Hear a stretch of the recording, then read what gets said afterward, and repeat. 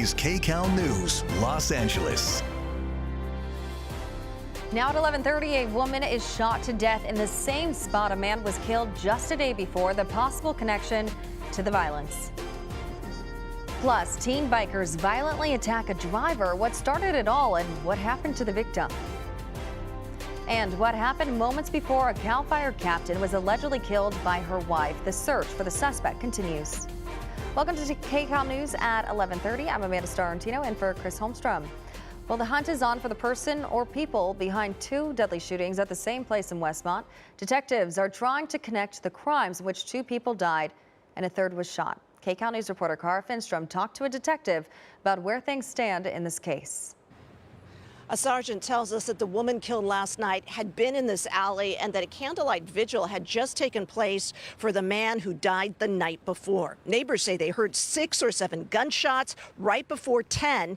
Here's more from that sergeant. It's possible that our victims in this case were attending the vigil or knew about the vigil, but we don't know what incident sparked this gunfire. Were there a lot of other people here, and are you looking for potential witnesses? So we are looking for witnesses. We have there have been no witnesses that have come forward, so we don't know who or how many were actually saw the shooting. Detectives say a man in the alley was also shot, but he was hit in the foot and is okay. This morning, investigators have been collecting bullet casings out here and speaking with neighbors. All of this happening here in the 1200 block of West 87th Street. We also have video of the response last night. Firefighters did rush that woman to the hospital, but doctors were not able to save her. Detectives also say that a suspect was seen running away. Right now, though, the only description they've released is that the suspect appears to be a man. Now, just one day earlier, the initial shooting took place. Investigators had this same area sealed off. They have not yet released the name of that victim, but say he died in the street. At this point, they say they're looking into all possible scenarios, from the woman just happening to be here paying respects in the wrong place at the wrong time to this potentially being more targeted. Now, I want to give you a look here at a laundromat right next to the alley. You can see there's a security camera up there. Detectives tell us they're working right now to get some footage from that camera. They're also canvassing some of the other nearby businesses and, again, looking for witnesses, asking anyone who may have been at that vigil to come forward. Cara Finstrom, KCAL News. A newly released video shows several teens beating a man unconscious near Beverly Hills. Police now need help finding them. KCAL News reporter Tina Patel shows us this chilling footage. We checked with police and they don't have any updates, but they're hopeful someone can recognize some of the teens that attacked a man in this intersection and then left him unconscious in the street. That's why they released a video. Now, we've blurred the faces because police believe most of the suspects are underage, between 16 and 18 years old. Police say there were a group of about 25 of them on bicycles messing with drivers on San Vicente Boulevard Saturday evening around 5 p.m. Witnesses say a 27-year-old man got out of his car when someone smashed his windshield, and that's when the mob of teens knocked him down, punching, kicking, and stomping on him. That man is now recovering at home. According to his family, he had some injuries to his face and head, but he did not need to be hospitalized. Here's how one witness described the attack. It was extremely violent. They didn't care about his life. You could tell they were kicking him in the head, they were kicking him in the body. They had absolutely no sympathy whatsoever for this victim, and it was completely unprovoked. 6 weeks ago, there was another incident involving teens on bikes just a mile and a half away. That group confronted the driver of a white Mercedes who was speeding around them, at times running red lights and going on the wrong side of the street. The teens ended up following the driver into a parking garage, jumping on his car and attacking him. Police have not said whether they think it's the same group of teens involved in both incidents, but again, they're asking anyone with information to come forward so they can prevent any future acts of violence. In Carthay Circle, Tina Patel, KCAL News. And there's new evidence in the murder of CAL FIRE Captain Rebecca Marodi. Investigators are now looking at the final moments before she was killed, allegedly by her wife. KCAL News reporter Rick Montanez tells us what police have uncovered. Home security video is the latest development that has come out of this now international investigation. That video, we've learned, has come to detectives from the mother of the victim, Fire Captain Rebecca Marodi. And you see her here in these photos. She was killed at her home on February 17th, stabbed to death. And this is at her home in Ramona, California, which is in San Diego County, where she lived with her wife. A week before, Marody apparently told her wife she wanted to end the marriage. Marody served as a firefighter for 30 years. In 2022, she was promoted by CAL FIRE Riverside to the rank of captain, working in the Temecula area. Her wife, Yolanda Marody, is also known as Yolanda Olinziak. Apparently, that is the name of her former spouse, a man she was convicted of killing in 2000. In an arrest warrant filed by San Diego County Sheriff's detectives, the victim, Captain Marody, is heard on the home security video saying to her wife, "Yolanda, please, I don't want to die." The document goes on to say Marody's wife, Yolanda, is heard on camera responding by saying, "You should have thought about that before." The warrant also says Yolanda later sent a text to someone saying, "We had a big fight and I hurt her. I'm sorry." Investigators believe Yolanda is in Mexico right now. Authorities say her silver Chevy Equinox SUV was spotted crossing the border. The arrest warrant also says that home video shows Yolanda loading up the SUV after she changed her clothes after that exchange between her and her wife. She is believed to be in Mexico right now, and investigators have alerts set up. So if she crosses the border in that same SUV, they will be notified here in Southern California. They're asking anyone with information to contact the San Diego County Sheriff's Department. In Jurupa Valley, Rick Montanez, KCAL News. Tense moments inside the cabin of Delta Airlines Flight 876 as it filled with smoke. You can see it here. It was en route to Columbia, South Carolina from Atlanta yesterday when the pilot declared an emergency and turned back. 94 passengers, 2 pilots, and 3 flight attendants remained calm during the ordeal. When the plane landed, slides were deployed and everyone got out and returned to the terminal. Back here at home, feels like summer, not February at all. Live look outside here. Look how beautiful it is right there. Let's turn it over to meteorologist Paul Diano for your next weather forecast. And Paul, I just wish that this would just stick around. It's going to stick around for 3 more days. So yeah, we need to get outside and enjoy it because long range, we're going to go back to a cooler pattern, but not today, not tomorrow, not Thursday. LAX with the sunshine, but you look off in the distance right there. The low clouds are literally sitting right at the beach. If your toes are in the sand, it might be cloudy, but if you head like 500 feet inland, you're getting sunshine. It's cooler at the beach, but most of us are really warming up. 75 already in the Hollywood Hills. Temperatures outside are climbing close to 80 in Temecula and Simi Valley, into the 80s in the Santa Clarita Valley. Pasadena 78, Claremont 74, and even Malibu with a north wind 75 degrees. So it's a terrific Tuesday. If you want to get outside, put on some sunscreen. Even February sunshine here is pretty strong. We'll be warm for 3 more days. Next weather headlines do include a cooling trend that's coming with that pattern flipping back to a cooler onshore pattern by Friday. And then a few days after that, including Sunday and Monday, part of your weekend, rain chances also return. So get outside and enjoy what's going to be a beautiful day today. Riverside, 11 a.m. right now, mid-70s. Low 80s this afternoon, still in the upper 70s for baseball or softball practice after school. And even at 8 o'clock tonight, temperatures will be in the mid-60s. Highs today, well into the 80s for our warmest valleys, well into the 80s for the Inland Empire, and the beaches will hit 70 degrees. We'll talk about the rain chances coming up in a couple minutes.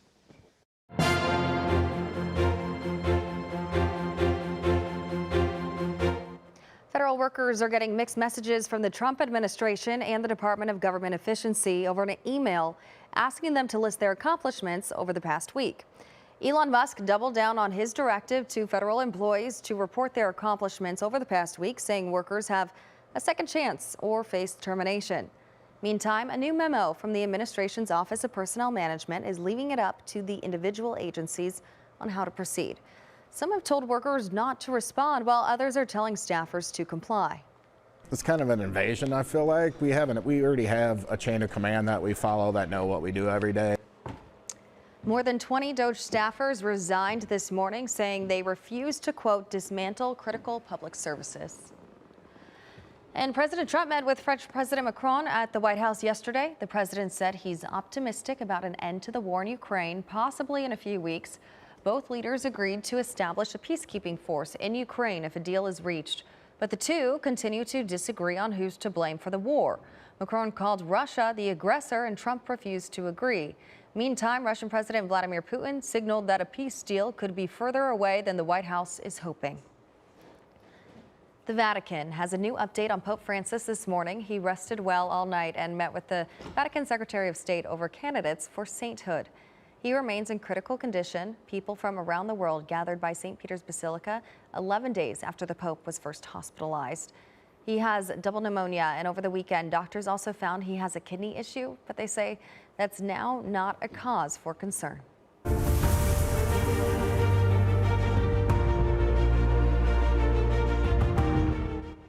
Happening today, a vote and a fight over fire waste and where it's ending up. Fight for clean air! Fight for clean air! Protesters in Granada Hills are against a decision to increase the dumping limit at Sunshine Canyon Landfill. It's to make space for waste and debris from the recent fires. The group of protesters say the landfill is not equipped to handle hazardous waste, and they're worried it could impact air and water quality. Things will go in the air by our houses. It'll go in the soil by our houses. We're not saying not in our backyards. We're saying in no one's backyard. This should not be in a Class 3 facility that cannot handle this waste. The LA County Board of Supervisors is expected to vote on the proposal today to temporarily increase the dumping capacity at Sunshine Canyon Landfill. KCAL News is committed to following fire recovery efforts. If you have a question, a news tip, or a story you think we should do, scan the QR code on your screen or send us a message on kcalnews.com/tips. Well, a cat thought to be missing somehow survives a big move and lives to tell his tale about it, where the lucky feline was. Oh, I love this community, and it brings me nothing but joy to actually work in the community that I grew up in. A local high school principal is making sure her students thrive. We are celebrating her accomplishments this Black History Month.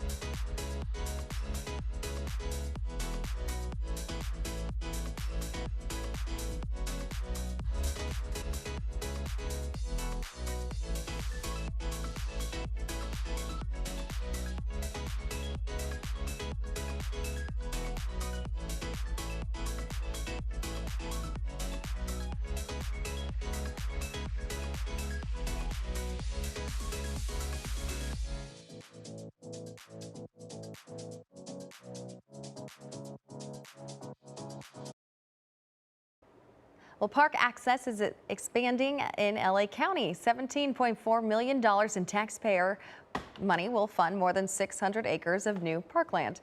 LA County Supervisor Catherine Barger says this funding goes beyond numbers on a page. She says people will see the impact in their neighborhoods and in the overall quality of life across LA County. I know we've seen the devastation of wildfires, extreme heat, and climate change in our county firsthand, no one can deny that it's real.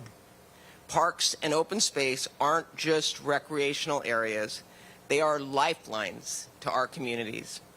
They improve air quality, provide shade, reduce heat, and protect against flooding and erosion. More than half of the funding will go towards underserved communities, making sure everyone has equal access to green spaces. The funding comes from Measure A, which voters passed last year. New proposed laws for teaching ethnic studies in California are stirring up controversy. Assemblymember Rick Chavez-Zuberg wants to create new standards for what ethnic studies can be taught in class. He thinks the lesson plan should focus on African American studies, Asian American and Pacific Islander studies, Native American studies, and Latino studies, but believes the conflict in the Middle East should not be part of the curriculum to prevent anti-Semitism. Israeli-Palestinian conflict is a nuanced and fraught conversation that deviates from the core goals of ethnic studies. If you're talking about ethnic studies, it's talking about diversity. It's all about inclusion, not exclusion. The California Teachers Association opposed a similar bill last year that died. They said that bill would be too difficult to implement in ethnic studies classes.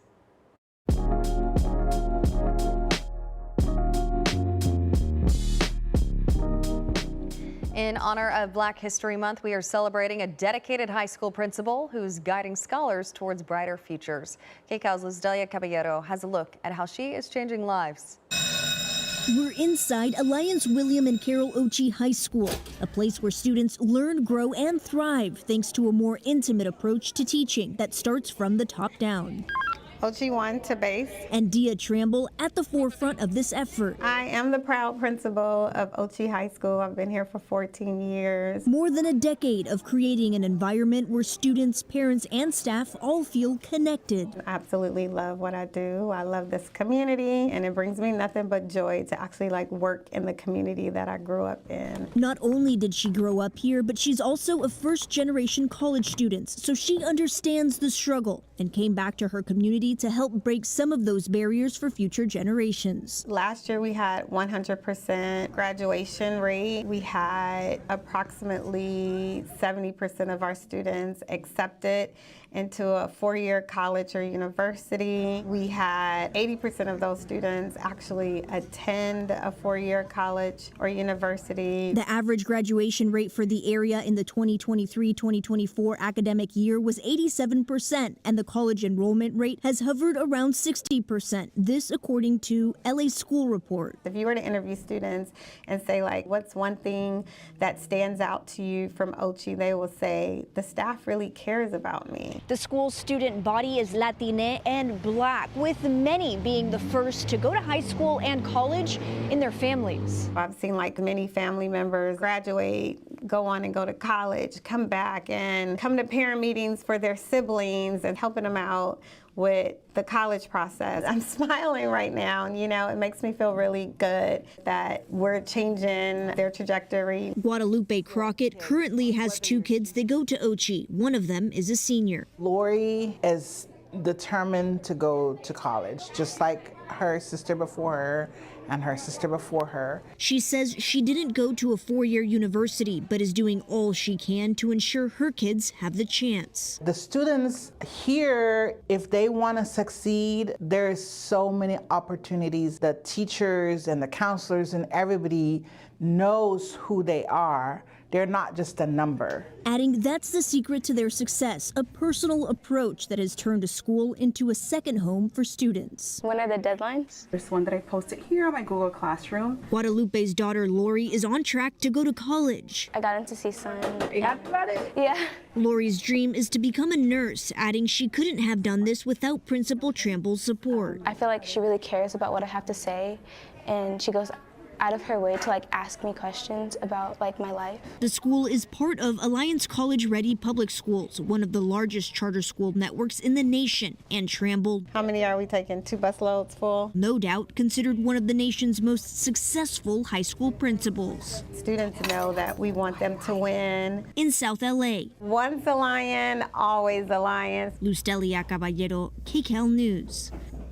What an inspiration to her students too. That's lovely. Well, are you scrambling to find cheap eggs? The answer could be right next door. We'll talk about the rise of backyard chickens. Plus, it may be late February, but it feels like midsummer. Meteorologist Paul Diano is here with your Tuesday forecast.